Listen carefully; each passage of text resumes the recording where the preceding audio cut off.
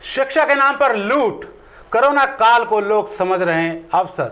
नमस्कार, मैं इमरान खान और आप देख रहे हैं आप अभी तक।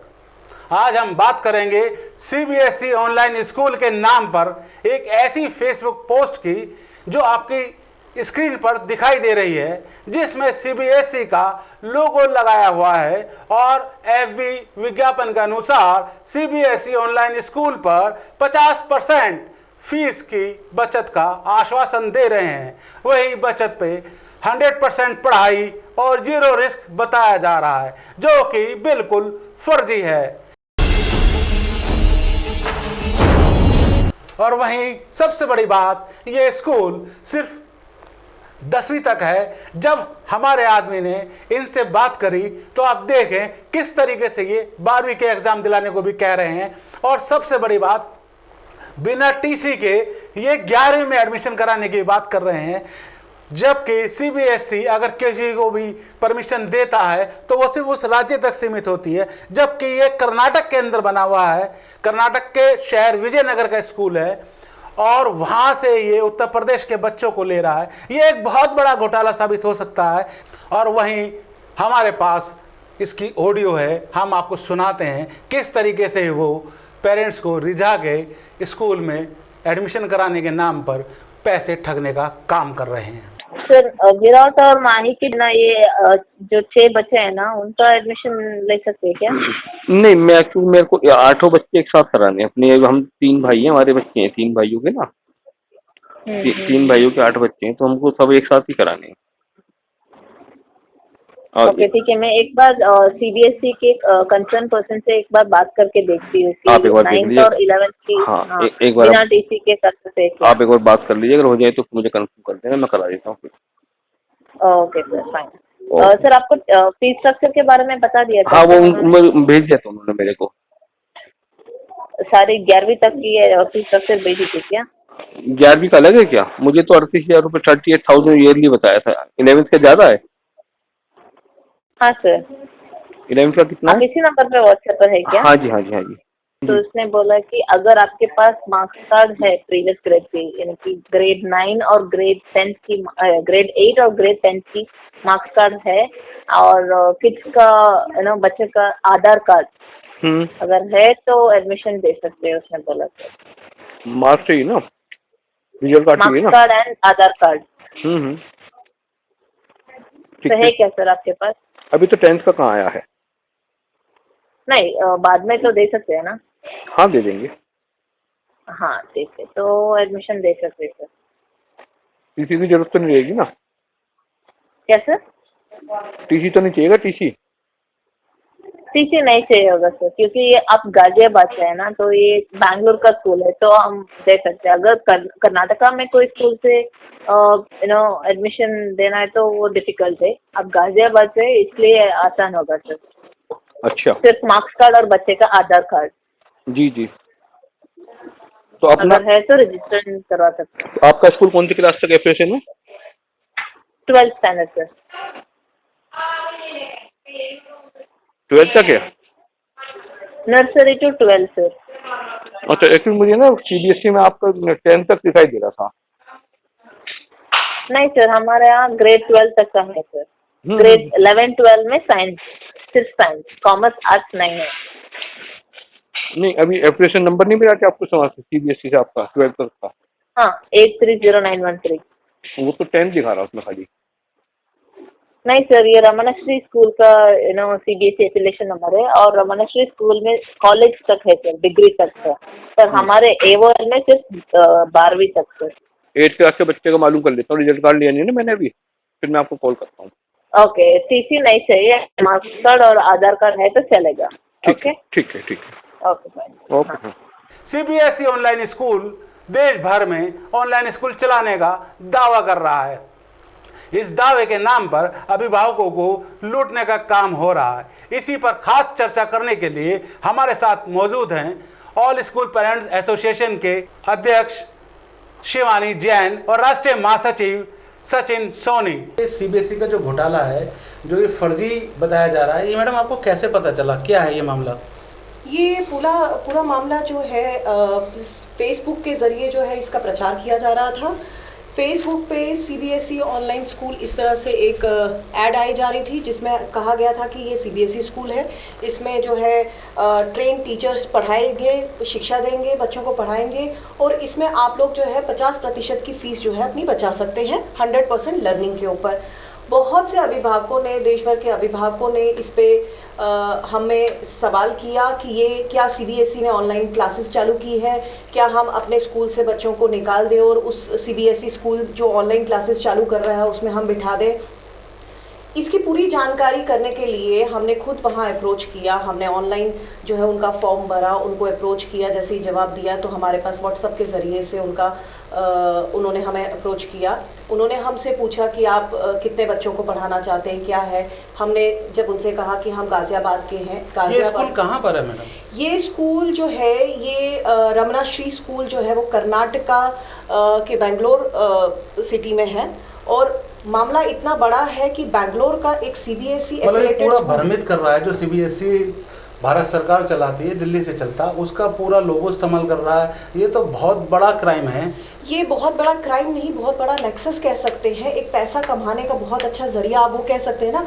आपदा में अवसर लोग ढूंढते हैं। ये एक जीता जागता उदाहरण है कि इस समय अभिभावक फीस देने से परेशान हैं, आप उनको 50% की छूट देकर जो है अपनी तरफ खींच सकते हैं और पैसा वसूली कर सकते हैं देश भर के अभिभावकों से। जब स्कूल सीबीएसई बोर्ड से संबंध नहीं है तो एडमिशन वो कैसे दे सकता है? नहीं, वो सीबीएसई बोर्ड से बिल्कुल एफिलेटेड है, लेकिन सीबीएसई बोर्ड जो है वो हर राज्य के लिए उसको सीबीएसई बोर्ड से एफिलिएशन लेने के लिए एक एनओसी देनी पड़ती है जो कि राज्य सरकार देती है।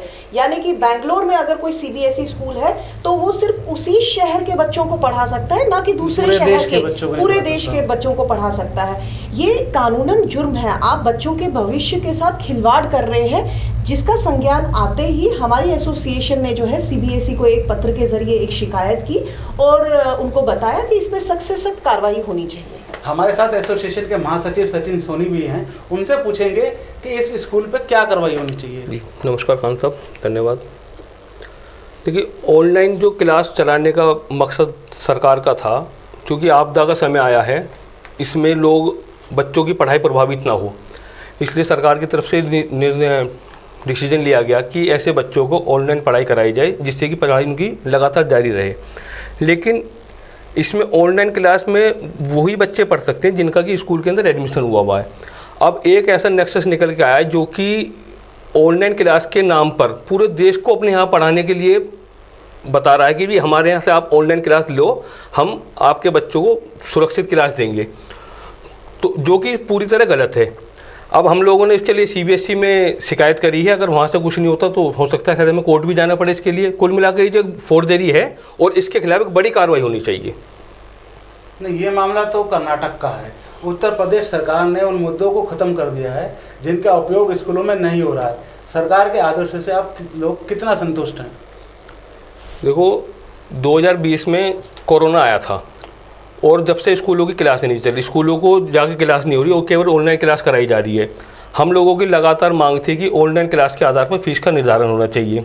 उत्तर प्रदेश के अंदर एक जब एक्ट बना था फ़ीस के निर्धारण का, उसके अंदर सारी के सारी जो वार्षिक फ़ीस जो लेते थे उसको कंपोजिट फ़ीस कर दिया था।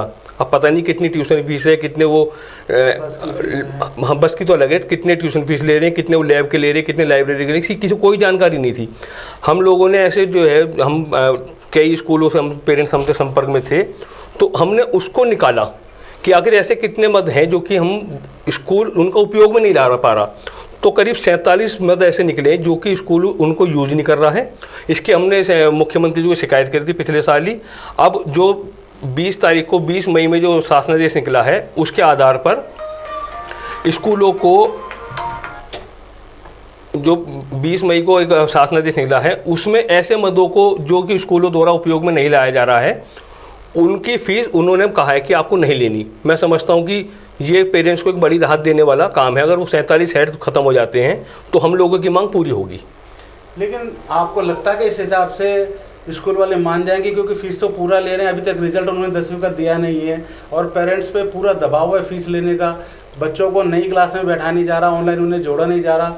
इस तरह किस तरीके से एडमिशन होंगे? देखो, शासनादेश आता है और हकीकत ये है कि जो शासनादेश आता है उसको जिलाधिकारी को, जिला जो प्रशासन है उसको लागू कराना होता है। लेकिन यहाँ बहुत सारे अधिकारी शायद उन शासनादेशों को दबा कर बैठ जाते हैं। ये बिल्कुल स्पष्ट शासनादेश आया, अगर फिर भी किसी पेरेंट्स को परेशानी है तो वो हम लोगों के एसोसिएशन संपर्क कर सकता है, सीधे सीधे जिला विद्यालय निरीक्षक को शिकायत कर सकता है। फिर भी स्कूल नहीं मानता तो हम लोग उसमें अपने स्तर से कार्रवाई करवाएंगे। तो आपको क्या लगता है, मतलब सपोज फीस में कितना फ़र्क आ जाएगा ये 47 नंबर हटाने के बाद? फिर तो केवल ट्यूशन फीस रह जाएगी, और ट्यूशन फीस दी भी जानी चाहिए। भाई जो टीचर क्लास दे रही है बच्चों को उसकी भी तो सैलरी जानी चाहिए, जो उनका 4th क्लास एम्प्लॉय है उसकी भी तो सैलरी दी जानी चाहिए। तो अगर वो केवल ट्यूशन फीस रह जाएगी तो मैं समझता हूँ ना तो उस पर पेरेंट्स पे बर्डन पड़ेगा, ना ही स्कूलों पे पड़ेगा बर्डन। एक आखिरी सवाल मैडम से, CBSE बोर्ड की 10वीं और 12वीं की परीक्षा रद्द हो गई है, तो आपको लगता है कि इनकी जो बोर्ड फीस है वो वापस मिलनी चाहिए, सरकार दिलवाएगी या स्कूल देगा इनको? देखिए, दिलवानी तो बहुत चाहिए, क्योंकि लगभग 25 लाख बच्चों ने 10वीं में जो है CBSE की परीक्षा के लिए अपेयर किया हुआ था, और लगभग 15 लाख के करीब 12वीं के लिए बच्चों ने जो है उसमें परीक्षा में रजिस्टर किया हुआ था। और आप अगर इसका एक एवरेज निकालें तो आप ये निकाल सकते हैं कि 1900 रुपये जो है लगभग एक बच्चे की फीस जाती है, और ये मामला 500 करोड़ से ऊपर का है। 500 करोड़ से ऊपर की फीस जो है सिर्फ 10वीं की जो है रजिस्ट्रेशन फीस, बोर्ड की परीक्षा की फीस जो है CBSE के पास आई है। 12वीं की आप अंदाज़ा लगा सकते हैं। ऐसे में ये जो है परीक्षा की फीस किस लिए इस्तेमाल होती है? आप क्वेश्चन पेपर निकालते हैं, आंसर शीट्स निकालते हैं, जो टीचर्स को अलॉट करते हैं उनकी सैलरी जाती है, जो चेक करती है टीचर्स, जो पेपर वर्क उसमें यूज़ होता है उसके लिए इस्तेमाल।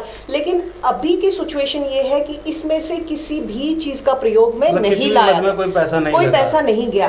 कायदे से इसको जो है अभिभावकों को ऐसी आपदा की घड़ी में अगर ये पैसा जो है अभिभावकों को जिस जरिए से गया है उसी जरिए से वापस मिल जाए तो कहीं ना कहीं राहत मिलेगी, और पेरेंट्स भी इसमें विश्वास जगा रहेगा कि जो सुविधा उन्होंने ली नहीं है उसका पैसा उनको वापस मिल गया है। मतलब ये भारत सरकार के ऊपर है कि वो पेरेंट्स का पैसा वापस करता है या नहीं करता, लेकिन अगर हम देखें तो ये 1200 करोड़ रुपए का पूरा घोटाला साबित होगा।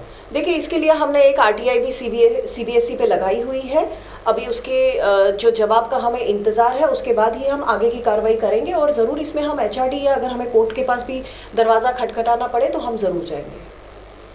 हमारे साथ थे स्कूल एसोसिएशन के राष्ट्रीय अध्यक्ष और महासचिव, और आप लोगों ने सुना और इन्हें देखा, ये काफ़ी दिनों से पूरे देश में संघर्ष कर रहे हैं और स्कूल पेरेंट्स की एसोसिएशन के हर बड़े मुद्दे को उठा के ये जनता के सामने रखते हैं। हम आपसे अपील करते हैं कि अगर आपके पास कोई भी मुद्दा हो तो आप एसोसिएशन की सेवा ले सकते हैं। आप देख रहे थे आप अभी तक।